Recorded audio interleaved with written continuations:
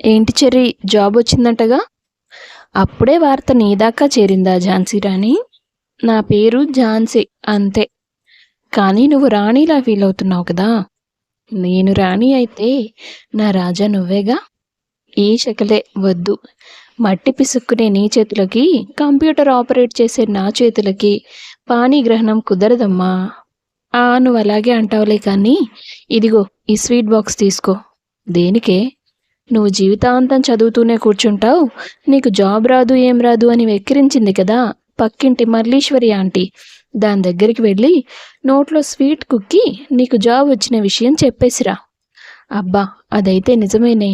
కానీ దాని నోట్లో స్వీట్ కాదు, కుంకుడుకాయ రసం పోయాలి. ఇప్పుడు నువ్వు స్వీట్ పెట్టినా నువ్వు చెప్పే న్యూస్కి అది దానికి చేదుగానే ఉంటుందిలే. ప్రతి కాలనీకి ఇలాంటిది ఒకటి ఉంటుంది కదా. ఆ బాక్స్ ఇలా ఇవ్వు, ఇప్పుడే వెళ్ళి దానికి విషయం చెప్పొస్తా అని చరణ్ స్వీట్ బాక్స్ పట్టుకుని హడావిడిగా మల్లీశ్వరి ఇంటికి వెళ్ళి తలుపు తట్టాడు. ఏంటి చెర్రీ, ఇలా వచ్చావు? పంచదార ఏమైనా కావాలా? నేను ఎప్పుడైనా ఉప్పు పప్పులకి మీ ఇంటికి వచ్చానా ఆంటీ? ఏదో ఒకరోజు రావాల్సిందే కదా. ఉద్యోగం సద్యోగం లేని వాళ్ళు ఇంటింటికి తిరిగి ఒక్కో ఐటెం అడుక్కోవాల్సిందే.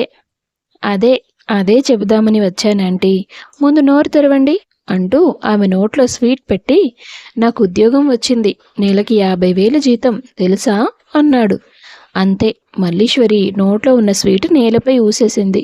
ఏంటంటీ, స్వీట్ చేదుగా అనిపించిందా, చెప్పిన విషయం చేదుగా అనిపించిందా? ఇదిగో ఈ డబ్బా మొత్తం నువ్వే తీసుకో, వస్తాను అని చెప్పి అక్కడి నుంచి వెనుతిరిగాడు చరణ్. అప్పుడే మల్లీశ్వరి ఇంటి గేటు తీసుకొని ఓ అమ్మాయి లోపలికి వస్తోంది.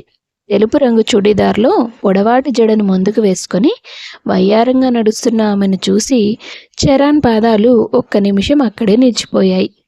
అమ్మా సుప్రజ, ఇదేనా రావటం అంటూ ఎదురెళ్ళింది మల్లీశ్వరి. అవును పిన్ని, నాకు హైదరాబాద్ ట్రాన్స్ఫర్ అయింది కదా. నేను హాస్టల్లో ఉంటానని ఎంత చెప్పినా అమ్మ వినలేదు. ఇక్కడుంటే మీకు ఇబ్బంది కదా అని. వేరేదానా, నువ్వు నా దగ్గరుంటే నాకేం ఇబ్బంది, లోపలికి రా అంటూ చేయి పట్టుకొని ఇంట్లోకి తీసుకెళ్తూ, నిన్ను నా ఇంట్లో పెట్టుకుంటే నెలకు 5,000 పంపిస్తానంది మీ అమ్మ. లేదంటే నాకేం పోయే కాలం, తేరగా నిన్ను పోషించడానికి అని మనసులో అనుకుంది మల్లీశ్వరి. వాళ్ళు ఇంట్లోకి వెళ్ళి తలుపు వేసుకున్న తర్వాత చరణ్ నెమ్మదిగా ఆ ఇంటి నుండి బయటకొచ్చాడు. ఝాన్సీ అతనికి ఎదురొచ్చి, ఏంట్రా, ఆ మల్లీశ్వరి ఆంటీ ముఖం మాడిపోయిందా అని ఆమె ప్రశ్నిస్తున్నా వినిపించుకోకుండా తన ఇంట్లోకి వెళ్ళిపోయాడు చరణ్. ఏంటి ఝాన్సీ, నువ్వు మాట్లాడుతున్నా వినిపించుకోకుండా వెళ్ళిపోతున్నాడు వాడు? ఏమోరా కర్రీ, నాకు కూడా అదే అర్థం కాలేదు. అబ్బా, కర్రీ ఏంటి కర్రీ? చరణ్ని చెర్రీ అని పిలవట్లేదు అయితే? అప్పుడు కరణ్ని కర్రీ అనే కదా పిలవాలి. నీకు దండం పెడతానే, కాలనీలో నా ఇమేజ్ డ్యామేజ్ చేయొద్దే. నీకింత నోటి దురదుంది కాబట్టి ఆ చెర్రీగాడు నిన్ను పట్టించుకోవడం లేదు. ఇన్నాళ్ళు వాడికి జాబ్ లేదని ఆగాను, కానీ ఇప్పుడు జాబ్ వచ్చిందిగా, మా పెళ్ళికి రహదారి ఎలా వేస్తానో చూడు. ఎవరు వాడా? వాడు చచ్చినా నిన్ను పెళ్లి చేసుకోడే. ఎందుకు చేసుకోడో నేను చూస్తా అంటూ వెళ్ళిపోయింది ఝాన్సీ. ఈ ఝాన్సీ మాట కరుకే కానీ మనిషి బంగారం. చెర్రీగాడే లోకం అనుకుని బ్రతుకుతోంది. కానీ వాడి వాటం చూస్తే ఏదో రోజు వేరే అమ్మాయిని తీసుకొచ్చి తననే చేసుకుంటా అనేలా ఉన్నాడు. ఏం జరుగుతుందో ఇక ఆ దేవుడికే తెలియాలి. చరణ్ అమ్మా నాన్నలు చిన్నప్పుడే చనిపోవడంతో అతని బాల్యమంతా మేనమామ ఇంట్లోనే సాగింది. చదువు పూర్తయ్యాక వాళ్ళకి భారంగా ఉండడం ఇష్టం లేక పట్నం వచ్చి ఉద్యోగ ప్రయత్నాలు చేస్తున్నాడు అతను. ఇప్పుడు కోరుకున్న ఉద్యోగం దొరికింది. అంతలోనే మొదటిసారి అతనికో అమ్మాయి నచ్చింది. అనవసరంగా మల్లీశ్వరి ఆంటీతో గొడవ పెట్టుకున్నానా? ఇది ఖచ్చితంగా మనసులో పెట్టుకుంటుంది ఆవిడ. ఆ అమ్మాయి పేరు సుప్రజ కదా. ఇప్పుడు సుప్రజతో పరిచయం పెంచుకోవాలంటే ఎంతైనా మల్లీశ్వరి ఆంటీతో మంచిగా ఉండడం అవసరం. ఆ ఝాన్సీ నాకు చెత్త సలహా ఇచ్చింది. లేదులే, అది చెప్పకపోయి ఉంటే నేను అక్కడికి వెళ్ళేవాడినే కాదు, ఆ అమ్మాయిని చూసేవాడిని కాదు. తనతో పరిచయం చేసుకోవడం ఎలా? అదే ఆలోచిస్తూ ఆ రాత్రంతా గడిపాడతను. మరుసటి రోజు ఆఫీస్కి మొదటి రోజు కావడంతో కాస్త ముందుగానే బయలుదేరాలని హడావిడిగా తయారవుతున్నాడు చరణ్. అతను బయటికి రాకముందే ఝాన్సీ ఒక బైక్ తీసుకొచ్చి అతనుంటున్న ఇంటి ముందు నిలబడి ఎదురుచూస్తోంది. ఏంటే, పొద్దున్నే ఇక్కడికొచ్చి నిలబడ్డావు? ఇవాళ బొమ్మలు తయారు చేసే పనేమీ లేదా? ఆ పని రోజు ఉండేదే లేరా, ఇవాళ నీకు ఆఫీస్కి మొదటి రోజు, అందుకే నీకోసం ఇదిగో బైక్ తీసుకొచ్చాను. బైకా? ఆ, అంటే కొత్తది కాదు. గిరిగాడి మెకానిక్ షాప్లో చాలా రోజులుగా మూలకి పడుంది. వాడిని బతిమాలుకుంటే ఇచ్చాడు. నెల రోజులకే మాట్లాడానురా, ఆ తర్వాత తిరిగి ఇచ్చేయాలని చెప్పాడు. నీట్గా తుడిచి తీసుకొచ్చాను. బాలేదా? బాగుంది, పర్లేదులే. బస్సులో నిలబడి వెళ్ళే బాధ తగ్గించావు. మొదటి నెల జీతం రాగానే ఫైనాన్స్లో కొత్త బైక్ తీసుకుంటాను. అప్పుడు వాడికి ఇది తిరిగి ఇచ్చేయొచ్చు. నేను కూడా ఇలాగే అనుకున్నానురా. నా దగ్గర డబ్బులు ఎక్కువగా ఉంటే నేనే కొనిచ్చుండేదాన్ని. నువ్వెందుకులే కొనివ్వడం, మళ్ళీ నీకు బాకీ పడిపోతాను. సరే, ఇక బయలుదేరనా? వెళ్ళిరా. చరణ్ ఓ 4 అడుగుల దూరం వెళ్ళి బైక్ ఆపి, ఝాన్సీ, ఒకసారి ఇలా రావే. ఏంట్రా, నన్ను కూడా తీసుకెళ్తావా? అది కాదు, మొదటిసారి ఆఫీస్కి వెళ్తున్నాను, ఎదురు రావే. అమ్మ ఉంటే తను ఎదురొచ్చుండేది కదా. కాసేపు నీలో తనని చూసుకుంటాను. చరణ్ మాటలకి ఆమె కళ్ళల్లో నీళ్లు తిరిగాయి. సంతోషంగా అతనికి ఎదురొచ్చి టాటా చెప్పి మరీ పంపిస్తుంది. ఆఫీస్కి చేరుకున్న కాసేపటికి ఓ అమ్మాయి వచ్చి అతన్ని పలకరించింది. హాయ్ అండి, నా పేరు సుప్రజ, కొత్తగా జాయిన్ అయ్యాను. హెచ్ఆర్ రూమ్ ఎక్కడుందో చెప్తారా అంటూ మాట్లాడుతోంది. ఆమెను చూడగానే అతని మనసు గాల్లో విహరించింది. ఆమె మాటలు ఏవి అతని చెవికి ఎక్కలేదు. మేడం, హెచ్ఆర్ రూము ఇటువైపు అంటూ అటెండర్ ఆమెను పిలవడంతో ఆమె వెళ్ళిపోతుంది. చరణ్ సంతోషానికి హద్దులే లేవు. అయ్యో, గెంతులేయాలనేంత ఆనందంగా ఉందే. నాకు తొలిచూపులోనే నచ్చిన నా కలల రాణి నాకే కొలిగ్గా వచ్చిందా? ఓసై ఝాన్సీ, నువ్వు ఎదురు రావడం నాకింతలా కలిసొచ్చింది. నువ్వు సూపర్ హె అనుకున్నాడు అతను. ఆ నిమిషం తన సంతోషం ఎవరితో అయినా పంచుకోవాలనిపించింది అతనికి. వెంటనే కరణ్కి ఫోన్ చేశాడు. హాయ్ రా చరణ్, ఎలా ఉంది కొత్త జాబ్? ఒరే కర్రీ, రే, నన్ను కరణ్ అని పిలుస్తావని ఆశతో చరణ్ అన్నాన్రా. అయినా నీకు నా పేరు గుర్తు రాలేదు. జనాలు నవ్వుతున్నారా? సోదెదవా, ముందు నేను చెప్పేది విను. ఏంట్రా? ఆ అమ్మాయి వచ్చిందిరా. అమ్మాయి వచ్చిందా? ఏ అమ్మాయి? అదేరా, సుప్రజ. ఈ కొత్త క్యారెక్టర్ ఎవరు? మన మళ్ళీ ఆంటీ వాళ్ళ అక్క కూతురు. ఫస్ట్ లుక్లోనే ఫిదా అయిపోయాను. ఎలా పరిచయం చేసుకోవాలా అని ఆలోచిస్తుంటే తను మా ఆఫీస్లోనే జాయిన్ అవ్వడానికి వచ్చింది. చాలా హ్యాపీగా ఉంది. ఏంట్రా ఇలాంటి ట్విస్ట్ ఇచ్చావు? మరి ఝాన్సీని ఏం చేస్తావు? అదేం ప్రశ్నరా? తను నిన్ను లవ్ చేస్తుంది కదా. దాని మొహం అది అలాగే వాగుతుంది. అయినా నాకు ఇష్టం లేదని ఎప్పుడో చెప్పేశానుగా.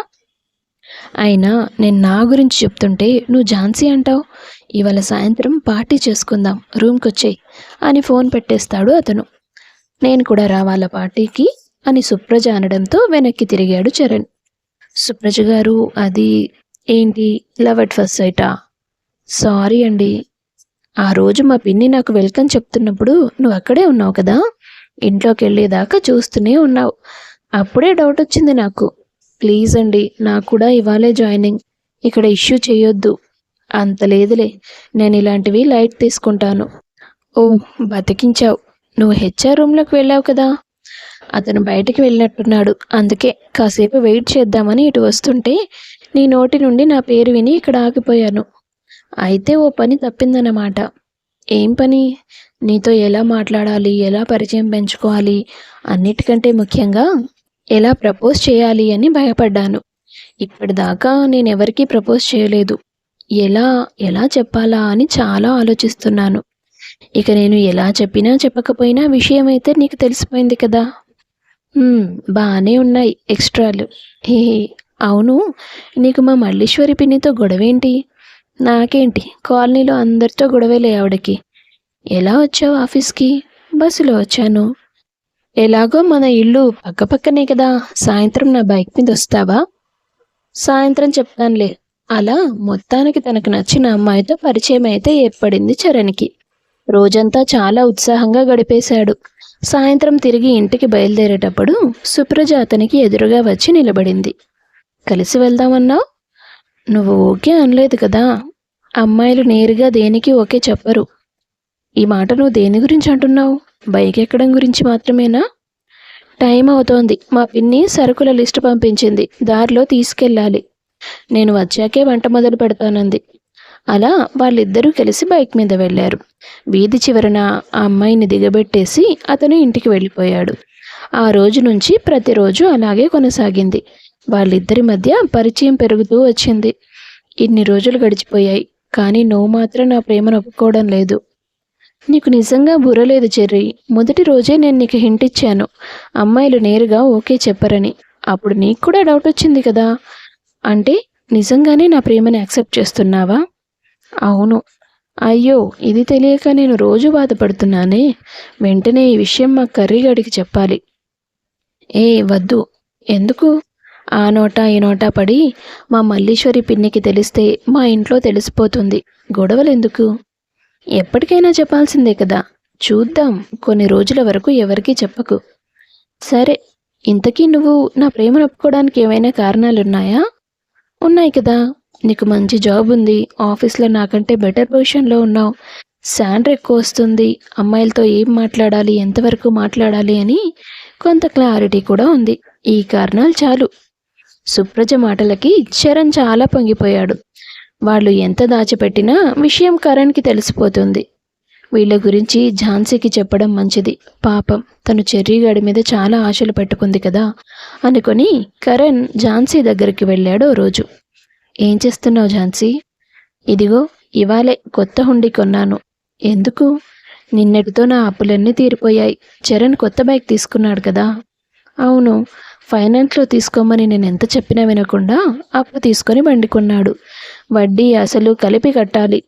పెంచి పెద్ద చేసిన మేనమామకు కూడా ఎంతో కొంత డబ్బు పంపాలిగా.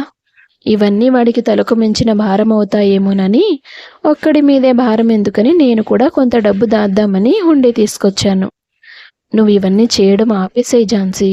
అదేంట్రా కర్రీ అంత మాట అన్నావు? చరణ్ గాడు వేరే అమ్మాయితో తిరుగుతున్నాడు. 3 నెలలు అవుతుంది ఇదంతా మొదలై. వాడికి నువ్వంటే ఇష్టం లేదు. ఇది నువ్వు అర్థం చేసుకొని నీ బ్రతికేదో నువ్వు బ్రతుకు ఝాన్సీ. నువ్వు నిజమే చెప్తున్నావా? అవును. ఆ సుప్రజ వాడు రోజు కలిసే ఆఫీస్కి వెళ్ళొస్తున్నారు. సినిమాలకి షికార్లకు కూడా తిరుగుతున్నారు. కనీసం నీతో ఎప్పుడైనా ఆ అమ్మాయితో పరిచయమైన విషయం చెప్పాడా? లేదు. దీన్ని బట్టి అర్థం చేసుకో వాడికి నువ్వెంత ముఖ్యమని. వేరే ఎవరినైనా పెళ్లి చేసుకొని నీ బ్రతుకు నువ్వు సంతోషంగా బ్రతకొచ్చు కదా. లేదు కరణ్, వాడికి నేను నచ్చకపోతే దూరంగా నిలబడతా. కానీ నా మనసులో నుంచి వాడిని తీయలేను. అయినా వాడు ముందే చెప్పాడు, మట్టి బొమ్మలు చేసుకునే అమ్మాయి తనకు సరిపోదని. ఎంతైనా వాడు బాగా చదువుకున్నాడు కదా. చదువుకి ప్రేమకి సంబంధం లేదు ఝాన్సీ. ఏదేమైనా వాడి మీద నువ్వు ఆశలు పెంచుకుంటావని విషయం నీకు ముందే తెలియాలని చెప్పాను. ఇక వెళ్తాను. అలా కరణ్ ద్వారా సుప్రజ చరణ్ల ప్రేమ వ్యవహారం ఝాన్సీకి తెలిసింది. అప్పటి నుండి ఝాన్సీ అతనికి దూరంగా ఉంటూ వచ్చింది. కొన్ని నెలల తర్వాత ఓసారి, ఏమయ్యా చరణ్, 3 నెలల్లో తిరిగిస్తానని అప్పు తీసుకున్నావు. 4 నెలలు దాటిపోయింది. ఇంకెప్పుడు ఇస్తావు? అయ్యో, వీడికి డబ్బులు ఇవ్వాలనే విషయమే మర్చిపోయానే. పోయిన నెలలో సుప్రజ పుట్టినరోజు ఉందని తనకు ఉంగరం చేయించాను. ఈ నెల జీతం ఇంకా రానేలేదు. ఇప్పుడు వీడికి ఏమి ఇవ్వాలి? అన్నా, డబ్బులు ఎక్కడికి పోతాయి చెప్పు. ఉద్యోగం చేస్తున్నాను కదా. నెల నెల జీతం వస్తుంది. మెల్లిగా తీర్చేస్తాను. నువ్వేం తీరుస్తావురా? వడ్డీ తెచ్చివ్వాలని కూడా గుర్తులేదు నీకు. మర్యాదగా నా డబ్బులు నాకు ఇప్పటికిప్పుడు ఇస్తేనే మంచిది. లేదంటే చాలా పెద్ద గొడవ జరుగుతుంది. వాళ్ళ మధ్య జరుగుతున్న వాగ్వాదం చూసిన ఝాన్సీ తను దాచిన డబ్బులు తీసుకొని వస్తుంది. అన్నా, గొడవ వద్దు. నాకు కొద్దిగా డబ్బులు అవసరం ఉంటే నీకు ఇవ్వాల్సిన డబ్బులు నాకు ఇచ్చాడు చరణ్. ఇదిగో నా దగ్గర 20,000 ఉన్నాయి. ఇప్పటికి ఇవి తీసుకోండి అన్నా. వచ్చే నెల నుండి నెల నెలా కొంత రూపంలో మీ అప్పు తీర్చేస్తాడు. సరే, నీ మాట మీద వెళ్తున్నాను. గుర్తుపెట్టుకొని డబ్బులు తెచ్చిమ్మని చెప్పు ఆ చరణ్కి అని చెప్పి వెళ్ళిపోయాడు అప్పు ఇచ్చిన అతను. థ్యాంక్స్ ఝాన్సీ. అడగకపోయినా టైంకి వచ్చి సాయం చేశావు. లేకపోతే అందరి ముందు అవమానంగా ఉండేది. నిజంగా నువ్వు మా అమ్మవేనే. నా అవసరం అందరికంటే ముందు అర్థమైపోతుంది నీకు. పర్లేదురా, నేను వెళ్తాను. అదేంటి, ఇంతకుముందు వారానికి 2 సార్లైనా క్యారేజీ పట్టుకొని వచ్చేదానివి. ఇప్పుడు ఇటువైపు రావడమే మానేశావు. అదేం లేదు చెర్రీ. నువ్వు సుప్రజ లవ్లో ఉన్నారంట కదా. ప్రేమించిన వాడు వేరే అమ్మాయితో మాట్లాడితే ఏ అమ్మాయికైనా ఇబ్బందిగా ఉంటుంది. మీ ఇద్దరి మధ్య నా కారణంగా గొడవలు రాకూడదు. సరే, ఉంటాను మరి అని వెళ్ళిపోయింది ఝాన్సీ. మా విషయం దీనికి ఎలా తెలిసింది? పోనీలే, ఏ గొడవ చేయకుండా అర్థం చేసుకుంది. తర్వాత కొద్ది రోజులు గడిచిపోయాయి. ఓ రోజు సుప్రజ ఆఫీస్లో అందరికీ కార్డ్స్ పంచుతోంది. ఏంటే చేతిలో ఆ కార్డ్స్ ఏంటి? మీ సిస్టర్ పెళ్ళా? అడిగాడు చరణ్. కాదు, నా పెళ్ళి అంటూ అతని చేతికి శుభలేఖిస్తుంది సుప్రజ. అది చదివిన చరణ్ షాక్కి గురవుతాడు. నువ్వు పెళ్లి చేసుకోవడం ఏంటి సుప్రజ? మనం పెళ్లి చేసుకుందామని అనుకున్నాం కదా. పెళ్ళా? అసలు నీతో పెళ్లి గురించి ఎప్పుడైనా మాట్లాడానా నేను? లవ్ అన్నావు, సరే అన్నాను. పెళ్లి గురించి నువ్వు మాట్లాడలేదు, నేను మాట్లాడలేదు. అయినా ఈ సంబంధం రాకపోయి ఉండుంటే మేబీ చేసుకొని ఉండేదాన్నేమో నిన్నే. అంటే నేను జాబ్కి రిజైన్ చేసేసాను. ఎందుకు? ఎందుకంటే నన్ను చేసుకోబోయేవాడికి యూఎస్లో జాబ్ ఉంది. పెళ్లి తర్వాత హ్యాపీగా అమెరికాలో ఉండొచ్చు. వాడు లక్షలు సంపాదిస్తాడు, నేను లగ్జరీగా బతకొచ్చు. నీకు ఆటలుగా ఉందా? నా గురించి ఆలోచించవా? స్టూపిడ్లా మాట్లాడకు చెర్రీ. నా గురించి నేను ఆలోచించుకుంటాను, నీ గురించి ఎందుకు ఆలోచిస్తాను? ఒకవేళ నేను మీ ఇంటికి వచ్చి మన విషయం చెప్పేస్తే ఫ్యామిలీ మొత్తం కలిసి నిన్నే కొడతారు. పైగా నీ మీద కేసు పెట్టి పోలీస్ స్టేషన్లో కూర్చోబెడతారు. ప్రేమించానని చెప్పి ఓ అమ్మాయి నన్ను మోసం చేసిందని నువ్వు వెళ్ళి పోలీస్ స్టేషన్లో కంప్లైంట్ ఇవ్వలేవు కదా. ఇచ్చినా ఎవరూ తీసుకోరు. ఇవాళ రేపు ప్యాచప్లు, బ్రేకప్లు కామన్ చెర్రీ. ఊరికే నసపెట్టకుండా నీ లైఫ్ నువ్వు చూసుకో. సుప్రజ ఇచ్చిన షాక్కి అతని బుర్రంతా పాడైపోయింది. వారం రోజుల వరకు ఆఫీస్కి రాకుండా, గది దాటి బయటికి రాకుండా ఇంట్లోనే ఉండిపోయాడు. కరణ్ ద్వారా విషయం తెలుసుకున్న ఝాన్సీ పరిగెత్తుకుంటూ వెళ్ళింది చరణ్ కోసం. రేయ్, రూమ్ దాటి బయటికి రావట్లేదంట, అంతగా ఏమైంది? అసలు తను పెళ్లి చేసుకోవడం ఏంటి? మీరిద్దరూ ప్రేమించుకున్నారు కదా. నేను కూడా ఇలాగే అడిగాను ఝాన్సీ. అసలు తను నన్ను ప్రేమించనే లేదు, ఏదో టైంపాస్ చేసిందంతే. చుప్పనాతి మొహంది, నువ్వే దొరికావా దానికి ఆడుకోవడానికి? జరిగిందే తలుచుకుంటూ ఎన్నాడిలా ఒంటరిగా ఉంటావు? తనని కలవక ముందు ఇదే కాలనీలో ఉన్నావు నువ్వు. ఎంత సంతోషంగా ఉన్నావు. మళ్ళీ అలాగే ఉండు. అసలు ఇదంతా ఏది జరగలేదనుకో. చూస్తుంటే వంట కూడా చేసినట్లేవు. ఉండు, నీకేదైనా చేసి తీసుకొస్తాను అని బయటికి వెళ్ళింది ఆమె. అప్పుడే కరణ్ అక్కడికి వచ్చాడు. ఝాన్సీని చూసి నువ్వు చాలా నేర్చుకోవాలిరా చెర్రీ. తనకి నువ్వంటే పిచ్చి ప్రేమ. నువ్వు వేరే ఎవరినో ప్రేమిస్తున్నావని తెలిసినప్పుడు తనేం చెప్పిందో తెలుసా? వాడికి నచ్చిన అమ్మాయితో వాడు సంతోషంగా ఉండడమే నాకు కావాలి, అలా అని నా మనసులో మరెవరూ రాలేరు అని చెప్పింది. తన కళ్ళ ముందే మీరు కలిసి తిరుగుతున్నా ఓర్చుకుంది తప్ప ఏ రోజు నీతో గొడవ పడలేదు. ఎవడో వచ్చి నీ ఇంటి మీద గొడవ చేస్తుంటే తనొచ్చి నీకు సాయం చేసింది. అప్పుడు కూడా పక్కింట్లోనే ఉంది కదా ఆ సుప్రజ. జరుగుతున్న గొడవ చూసి కూడా నీ దగ్గరికి వచ్చి నిలబడను కూడా లేదు. ప్రేమ ఉన్న మనిషే ఎప్పుడూ మన పక్కన నిలబడతారు. ఆ మాత్రం అర్థం చేసుకోలేకపోయావురా. సులువుగా దొరికే వాటికి విలువ ఉండదంటే ఏమో అనుకున్నాను. ఝాన్సీ ప్రేమకు కూడా నీ దృష్టిలో అలాగే విలువ లేకుండా పోయింది. అదే నువ్వు తనని అర్థం చేసుకుని నీ జీవితంలోకి తెచ్చుకుంటే చాలా సంతోషంగా ఉంటుండేవాడివి ఈరోజు.